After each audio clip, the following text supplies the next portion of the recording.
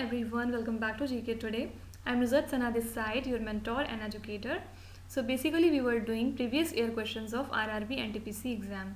तो first video में सबसे पहले हमने किया था फ्रिक्वेंटली आस्क्ड क्वेश्चंस, जिसमें हम लोग ने ये सारी बातें की थी कि अभी रिसेंटली जो पेपर चल रहा है आरआरबी एनटीपीसी का, उसमें कौन कौन से क्वेश्चंस रिपीटेडली आ रहे हैं, राइट। उसके बाद देन सेकेंड वीडियो में हमने किया था प्रीवियस ईयर क्वेश्चंस का सेट 1, और आज है थर्ड वीडियो जिसमें हम करने वाले हैं प्रीवियस ईयर क्वेश्चंस का ही सेट 2। ओके, तो without wasting any further time, let's get started. Our first question is, as envisaged in the constitution the vice president of India is elected by, यानी जो वाइस प्रेसिडेंट होते हैं उनको कौन elect करता है। फर्स्ट ऑप्शन है द प्रेसिडेंट ऑफ इंडिया, क्या वो इनको इलेक्ट करते हैं। The elected members of both the houses of the parliament, the members of the Rajya Sabha, या फिर प्राइम मिनिस्टर ऑफ इंडिया। तो इसका करेक्ट आंसर है option number 2, the elected members of both the houses of the parliament. See basically जो president होते हैं और जो वाइस प्रेसिडेंट होते हैं, इन दोनों का ही इलेक्शन इनडायरेक्ट इलेक्शन होता है, राइट। इनको डायरेक्टली जनता नहीं चुनती है। ओके, तो और एक चीज़ और बहुत इंपॉर्टेंट ये याद रखिएगा कि जो प्रेसिडेंट होते हैं और जो वाइस प्रेसिडेंट होते हैं, इन दोनों में एक और कॉमन चीज़ है, और वो ये कि इन दोनों के ही इलेक्शन में सिर्फ और सिर्फ इलेक्टेड मेंबर्स का रोल होता है। जो भी नॉमिनेट होके वहाँ पहुँचते हैं, नॉमिनेटेड मेंबर्स जितने भी होंगे वो इसमें पार्ट कभी नहीं लेते हैं। ऑलराइट, तो देखिए ये चीज़ जो है वाइस प्रेसिडेंट का इलेक्शन, ये आर्टिकल 66 में आती है, तो वैसे आप याद रख सकते हैं, उतना इंपॉर्टेंट नहीं है। और जो इनका इलेक्टोरल कॉलेज होता है, यानी जो एक कमेटी बनाई जाती है जो इनको इलेक्ट करती है, वो होता है इनका सिस्टम ऑफ प्रोपोर्शनल रिप्रेजेंटेशन से। ओके, और by single transferable vote and by secret ballot. ये 3 वर्ड्स इंपॉर्टेंट हैं, proportional representation, single transferable vote and secret ballot. ये तीनों वर्ड्स याद रखिएगा। और इसके अलावा देखिए जो प्रेसिडेंट होते हैं वो, उनका भी मैंने आपको बताया कि इनडायरेक्ट इलेक्शन होता है।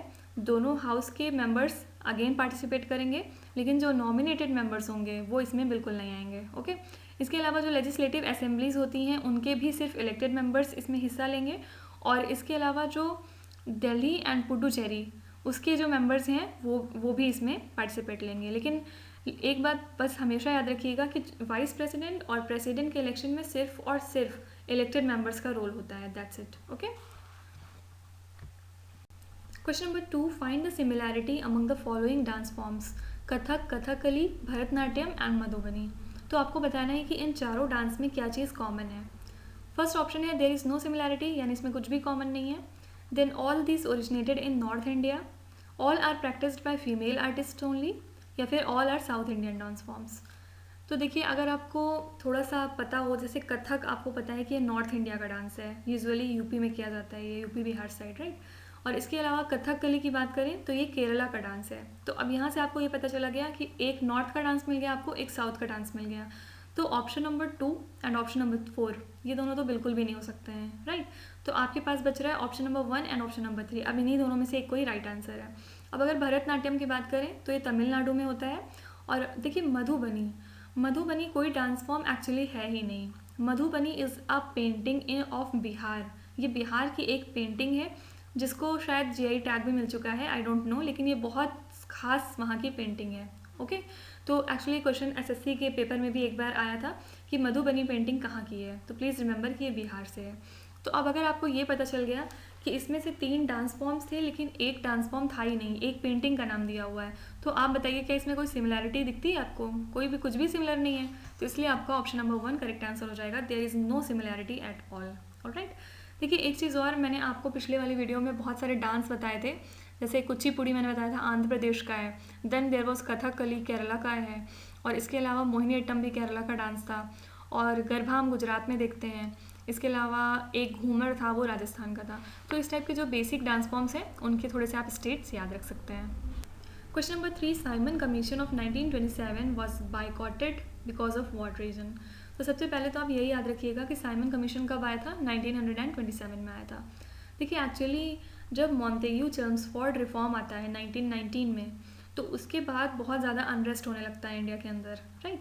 तो उसके बाद एक्चुअली होता ये है कि ब्रिटिशर्स ये सोचते हैं कि इनको थोड़ा सा और अपनी तरफ करते हैं, और ठीक है चलो हम इनको बोल देते हैं कि अब हम इंडिया में कुछ नए रिफॉर्म्स लेके आने वाले हैं। उसके बाद ये एक कमेटी बनाते हैं, ये 7 पर्सन्स की कमेटी होती है जिसको हेड करते हैं सर जॉन साइमन। ओके, और ये इंडिया में भेजते हैं कि आप जाइए देख कर आइए कि वहाँ पे क्या हो रहा है, कैसे वहाँ पे हालात हैं और हम उसमें क्या कर सकते हैं, क्या रूल्स बनाए जाए नए, क्या लॉज बनाए जाएंगे।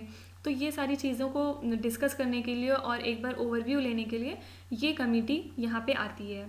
लेकिन यहाँ वाले लोगों को एक्चुअली बुरा लगता है कि उन्हें लगता है कि आप इंडिया की हालत देखने आए हैं कि इंडिया में क्या चल रहा है, इंडिया के अंदर लोग परेशान हैं कि क्या हो रहा है, ये सब देखने आए हैं और आपने उसमें इंडिया का कोई मेंबर नहीं रखा है, आपने ब्रिटिश से ये सारे मेंबर्स को यहाँ भेजा हुआ है।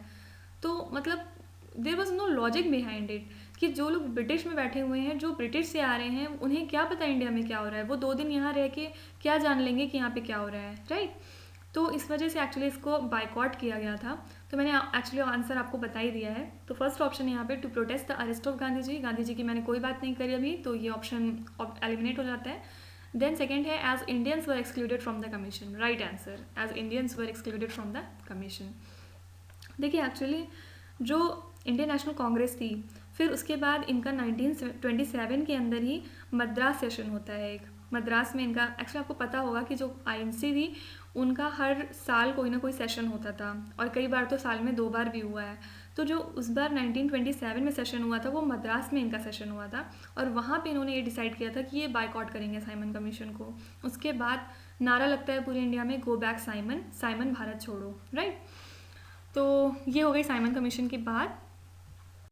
क्वेश्चन नंबर 4 है Saha institute of nuclear physics is located in. देखिए ये भी आपका प्योरली स्टैटिक क्वेश्चन है। तो ऑप्शन है आपके तमिलनाडु, दिल्ली, महाराष्ट्र या फिर वेस्ट बंगाल। तो इसका करेक्ट आंसर है वेस्ट बंगाल। अगर वेस्ट बंगाल में भी बहुत ज़्यादा स्पेसिफिकली बात करें तो ये कोलकाता में एक शहर पड़ता है विधानगर करके, तो वहाँ पे ये चीज़ इस्टेब्लिश है। और ये कब बनी थी? 1949 में बनी थी, कि उतना इंपॉर्टेंट नहीं है आपके लिए याद रखना, बस आपकी नॉलेज के लिए बता दिया है। और एक बहुत फेमस फिजिसिस्ट थे मेघनाथ साहा, उनके नाम पे ये इंस्टीट्यूट है। Okay. Question number 5, right to education became a fundamental right in. जो राइट टू एजुकेशन है हमारा, वो कब फंडामेंटल राइट बना था? क्योंकि आपको पता है कि ये ओरिजिनल कॉन्स्टिट्यूशन में नहीं था, बाद में इसको अमेंडमेंट एक्ट लाया गया था, उसके थ्रू इसको ऐड किया गया था। तो देखिए अगेन यहाँ पे मंथ सेम है। देखिए आपको मैंने अभी बहुत सारे क्वेश्चन ऐसे कराए हैं जिसमें मंथ सेम थे, सिर्फ आपको ईयर देखना था। तो इसका मतलब ये है कि आप जब कोई चीज़ याद करिए तो थोड़ा सा ईयर पे ज़्यादा फोकस करिए, ऑलराइट, क्योंकि मंथ तो वो सब में सेम ही दे रहे हैं, उसको आपको देखना भी नहीं है। तो ऑप्शन है आपके 2010, 2004, 2008 या फिर 2012। तो इसका करेक्ट आंसर है 2010। देखिए एक्चुअली तब से क्या हो गया था कि फ्री एंड कंपलसरी एजुकेशन देने का प्रॉमिस किया गया था, लेकिन क्या सारे बच्चों को, क्या पोस्ट ग्रेजुएशन तक कराएंगे, वो सबको फ्री देंगे एजुकेशन? ऐसा नहीं है। बेसिक एजुकेशन जो होती है, यानी कि जो 6 to 14 ईयर्स के बच्चे होते हैं, उनका जो एक बेसिक एजुकेशन होता है वो कंप्लीट कराने का प्रॉमिस किया गया है यहाँ पे। ओके, राइट टू एजुकेशन के अंदर ये नहीं आता है कि आपको लंदन में ऑक्सफोर्ड यूनिवर्सिटी में भेज के आपसे पीजी करवा लेंगे, ये आपका राइट टू एजुकेशन है, ऐसा नहीं, ऐसा बिल्कुल नहीं है। ओके, 6 to 14 ईयर्स के जो बच्चे होते हैं उनको मना किया गया है कि वो कहीं पे भी एम्प्लॉयड नहीं रहेंगे, और इसके अलावा उनको पूरा हक है कि वो अपनी एजुकेशन प्राप्त करें, बेसिक एजुकेशन। और अगर आपसे पूछते हैं कि ये कौन से अमेंडमेंट के अंदर है, तो ये है 86th अमेंडमेंट एक्ट 2002 के अंदर है। Okay. Question number 6, elephants, bears and rhinos are the examples of birds, mammals, amphibians या फिर रेप्टाइल्स। तो इसका करेक्ट आंसर है मैमल्स। मैमल्स के अंदर आते हैं ये सारे। और अगर आपसे कभी पूछते हैं कि बिगेस्ट मैमल अर्थ पे अभी क्या है, कौन है, तो इसका करेक्ट आंसर है the great whales. Alright, mammals actually Hindi में अगर बोलें तो स्तनपायी जीव को बोलते हैं, और कभी कभी एम्फीबियंस पूछ लेते हैं। एम्फीबियंस किसको कहते हैं? एक्चुअली ये इंग्लिश में वन वर्ड में बहुत आता है, मतलब those creatures who live on land as well as on water, उनको क्या बोलते हैं? That are amphibians, please remember that. Okay. और इसके अगर आपसे कभी एग्जाम्पल्स पूछते हैं तो फ्रॉग्स एंड टोड्स इसके एग्जाम्पल्स हैं। Question number 7, the organisation for the prohibition of chemical weapons OPCW is headquartered at. देखिए मैं यहाँ पे OPCW भी लिख सकती थी, लेकिन यहाँ पे सिर्फ ये लिखने का मकसद यही है कि आपको इसका एब्रीविएशन याद हो जाए, इसका फुल फॉर्म आपको याद होना चाहिए। OPCW, organisation for the prohibition of chemical weapons. Okay, इसका हेडक्वार्टर कहाँ है ये पूछा गया है। और आप देख रहे होंगे कि लगातार, मतलब जितने भी मैं क्वेश्चंस करा रही हूँ, बहुत सारी जगह पे हेडक्वार्टर पूछे गए हैं, राइट। तो प्लीज़ आप थोड़े से हेडक्वार्टर्स भी पढ़ के जाइएगा। तो ऑप्शन है आपके नीदरलैंड, स्वीडन, स्विट्जरलैंड या फिर डेनमार्क। तो इसका करेक्ट आंसर है हेग, नीदरलैंड्स। मतलब नीदरलैंड्स में ही है, लेकिन यहाँ पे अगर और प्रिसाइज होके बोलें तो हेग में है। ऑलराइट। और ये क्यों बना था एक्चुअली, OPCW क्यों बनाने की ज़रूरत पड़ गई थी? क्योंकि ये जो होता है ये प्रोहिबिट करता है the use of chemical weapons. जो केमिकल वेपन्स होते हैं उनके मतलब वो बोलते हैं कि आप इसको प्रोहिबिट करिए, पहली बात तो आप इसको यूज़ मत करिए, और आपके पास जो है आप वो डिस्ट्रॉय भी करिए, राइट। क्योंकि ये अच्छा है ना, क्योंकि इससे सबसे क्या होगा कि आगे चल के कभी न्यूक्लियर वॉर्स नहीं होंगे, राइट। तो इस सब पर्पज़ के लिए OPCW स्टैब्लिश किया गया था। Question number 8. In 1930, the first phase of the civil disobedience movement with the Salt Satyagraha began from which place? देखिए सबसे पहले तो इसमें आपको यही याद रखने की ज़रूरत है कि जो नमक आंदोलन था वो किस चीज़ का मार्क था? सिविल डिसओबीडियंस का। क्योंकि ऑप्शंस में कई बार आ जाता है कि आप बताइए कि साल्ट सत्याग्रह कब स्टार्ट हुआ था, किस चीज़ को मार्क करने के लिए स्टार्ट किया गया था। ऑप्शंस में दे देंगे नॉन कॉपरेशन, सिविल डिसओबीडियंस या फिर क्विट इंडिया, ऐसे कुछ करके 4 ऑप्शन दे देंगे। तो वहाँ पे इसका करेक्ट आंसर हो जाएगा सिविल डिसओबीडियंस मूवमेंट। ओके, तो देखिए एक्चुअली बात ये थी कि ब्रिटिशर्स की साल्ट मोनोपोली चल रही थी इंडिया के अंदर। मतलब आप हमारे यहाँ रह के आप हमारे नमक पे कर लगा के आप हमसे ही वसूलेंगे, ये कहाँ की बात हुई। तो इसी चीज़ को ब्रेक करने के लिए, जो इनकी मोनोपोली थी उस चीज़ को ख़त्म करने के लिए गांधी जी ने ये स्टेप लिया था। और बेसिकली ये कहाँ से स्टार्ट हुआ था ये पूछा गया यहाँ पे। तो ऑप्शन हैं साबरमती, डांडी, बॉम्बे या फिर दिल्ली। तो इसका करेक्ट आंसर है साबरमती आश्रम। यानी ये जो इनका मार्च था इसमें 78 पीपल ज्वाइन करते हैं, यानी 78 लोग शुरू में रहते हैं, उसके बाद तो बहुत सारे लोग ज्वाइन कर लेते हैं आगे चल के। और ये साबरमती आश्रम से शुरू होता है और दांडी में ख़त्म होता है। ओके, और ये अगर पूछें कि कहाँ पे लाई करता है साबरमती, तो ये है अहमदाबाद के पास, गुजरात में। देखिए एक चीज़ और मुझे इससे रिलेटेड बतानी है। एक्चुअली हुआ ये था कि गांधी जी उसके बाद जेल चले गए थे, तो क्या ये मार्च जो चल रहा था क्या ये स्टॉप किया जाए, ये एक बहुत बड़ी प्रॉब्लम आ गई थी। तो उसके बाद एक्चुअली होता ये है कि अब्बास त्याबजी एक लोग रहते हैं, तो वो यहाँ पे हेड करते हैं, यहाँ से जो भी मार्च रहता है वो लीड करते हैं, ओके, गांधी जी के प्लेस पे। उसके बाद एक्चुअली अब्बास त्याबजी भी कुछ उनको हो जाता है, शायद वो नहीं आ पाते हैं या कुछ भी, तो उसके बाद लीड करती हैं हमारी सरोजनी नायडू। तो ये थोड़ा सा आप क्रोनोलॉजिकल ऑर्डर में याद रखिएगा कि पहले महात्मा गांधी जी लीड कर रहे थे, उसके बाद अब्बास त्याबजी आते हैं एंड देन आती हैं सरोजनी नायडू। ओके, तो moving on to question number 9, how many gigabytes make a terabyte.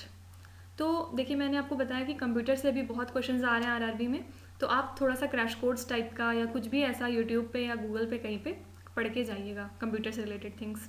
Then option है यहाँ पे 128, 16, 256, 1024। इसमें से सही आंसर आपको चुनना है, तो इसका करेक्ट आंसर है 1024।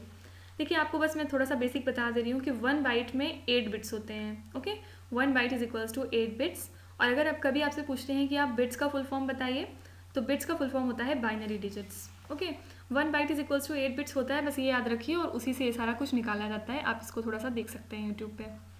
Question number 10, Tyndall effect is related to the dash of light. यानी टिंडल इफेक्ट जो है वो लाइट का कौन सा फेनोमेना है? रिफ्लेक्शन, स्कैटरिंग, डिस्पर्जन या फिर रिफ्रैक्शन। तो इसका करेक्ट आंसर हो जाएगा स्कैटरिंग। देखिए टिंडल इफेक्ट ये होता है कि जब कोई लाइट होती है और वो बहुत किसी फाइन सस्पेंशन से या कोलाइडल पार्टिकल से होके गुजरती है, तो उस टाइम पे आप ये इफेक्ट देख सकते हैं। या फिर अगर मैं इसका एक सिंपल सा एग्जांपल बताऊं, तो सपोज़ आपके रूम में बहुत अंधेरा है, एकदम डार्कनेस है, और कहीं से एक बहुत छोटा नैरो सा होल है और वहाँ से लाइट अंदर आ रही है। एक स्ट्रेट लाइन में लाइट ट्रेवल करती है तो एक जो लाइट आएगी अंदर, उसमें आप ये चीज़ देख सकते हैं, उसमें टिंडल इफेक्ट बहुत क्लियरली दिखाई देता है, विजिबल होता है एकदम नेकेड आई से। ओके, और इसके अलावा अगर एक और एग्जांपल मैं आपको बताऊं, तो सपोज़ आपके पास एक ग्लास है और उसके अंदर आपने पूरा मिल्क भरा हुआ है, पूरा फुल कर दिया है। ओके, उसके बाद आप एक फ्लैशलाइट बीम लीजिए और उसमें शाइन कराइए, तो वहाँ पे भी आपको टिंडल इफेक्ट देखने को मिलेगा। तो आप ये दोनों प्रैक्टिकल करके देख सकते हैं इसका effect. Question number 11, classification of public और private sector is based on the. यानी जो पब्लिक और प्राइवेट का जो डिवीज़न है वो किस बेसिस पे होता है? Service conditions of employees, number of persons employed, nature of activity या फिर ओनरशिप। तो इसका क्लियर कट आंसर है ओनरशिप। देखिए आपको पता होगा जो पब्लिक सेक्टर होता है जिसमें आप जॉब चाहते हैं, आप चाहते हैं कि आपको एक गवर्नमेंट जॉब मिल जाए, तो जो पब्लिक सेक्टर होता है यूजुअली वो गवर्नमेंट की होती है, राइट, वो गवर्नमेंट ओन करती है। और जो प्राइवेट सेक्टर होता है वो कोई एक इंडिविजुअल हो सकता है, या फिर एक कोई कंपनी हो सकती है, या फिर एक कोई ग्रुप हो सकता है जो उसको ओन कर रहा है। तो इसलिए प्राइवेट सेक्टर किसी एक इंडिविजुअल का होता है, मान लेते हैं। ओके, और देखिए एक चीज़ और इम्पॉर्टेंट बात यह है कि जो पब्लिक कंपनीज़ होती हैं वो गवर्नमेंट ओन करती है, तो इस वजह से उनकी जो स्कीम्स रहेंगी, उनका जो पर्पज़ रहेगा वो सोशल वेलफेयर के लिए रहेगा, राइट, वो सबको ध्यान में रखते हुए करेंगे। लेकिन जो प्राइवेट एंटिटीज़ होती हैं उनका एक ही मोटिव रहता है, सिर्फ और सिर्फ रेवेन्यू एंड प्रॉफिट। वो अपने प्रॉफिट के लिए किसी को भी हैरेस कर सकती हैं, किसी को भी टॉर्चर कर सकती हैं, कुछ भी कर सकते हैं। लेकिन जो गवर्नमेंट कंपनीज होती हैं या जो गवर्नमेंट सेक्टर्स होते हैं, वहाँ पे वो इस चीज़ का बहुत ध्यान रखते हैं कि सारे लोग जो भी हैं, जो वर्कर्स हैं, वो खुश रहें, या फिर जो भी हम कर रहे हैं वो सोशल वेलफेयर में जाना चाहिए। ऑलराइट, तो ये एक डिफरेंस हो गया।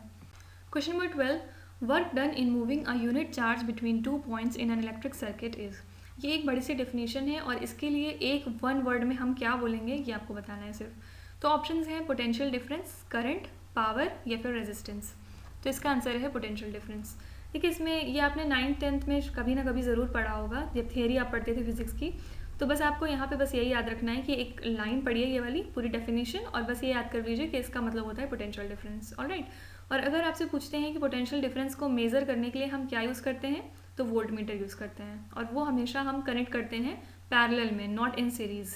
ये भी याद रखिएगा। ओके, अब देखिए अगर करंट की बात करें, इसकी यूनिट की बात करें तो एम्पियर होती है, पावर की यूनिट होती है वॉट, एंड रेजिस्टेंस की यूनिट होती है ओम।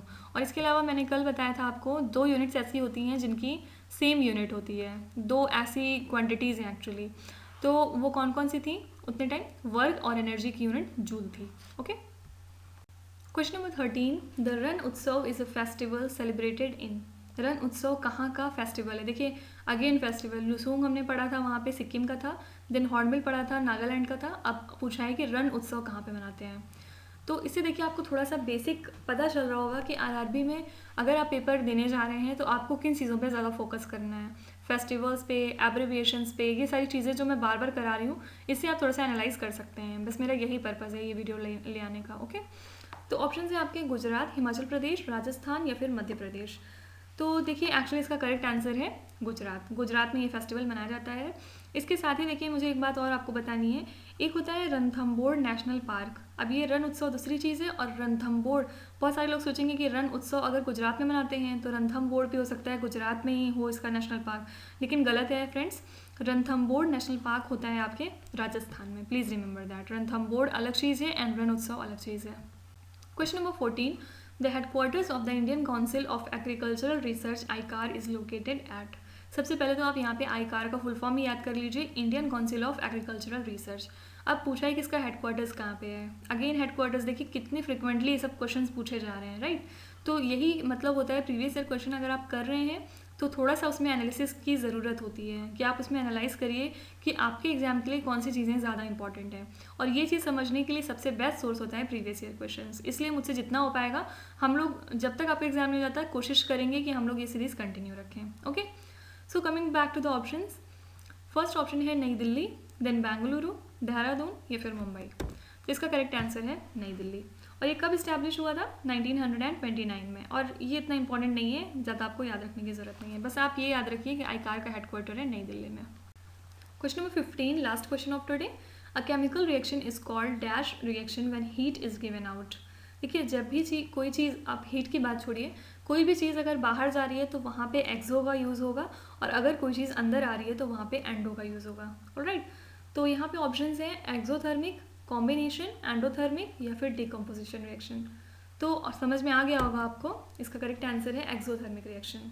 और हो सकता है ये कभी कभी हीट भी प्रोड्यूस करते हैं, और हो सकता है ये लाइट भी प्रोड्यूस कर दें। ओके, तो दोनों सेम ही बात है।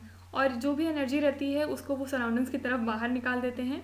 और इसके अलावा देखिए अगर हम लोग एंडो की बात करें तो इसका ऑपोजिट हो जाएगा, एंडो में हीट अंदर की तरफ आती है। जैसे आप खाना बनाते हैं तो उसमें हीट आप दे रहे हैं खाने को, राइट, तो ये एंडोथर्मिक प्रोसेस हो गया।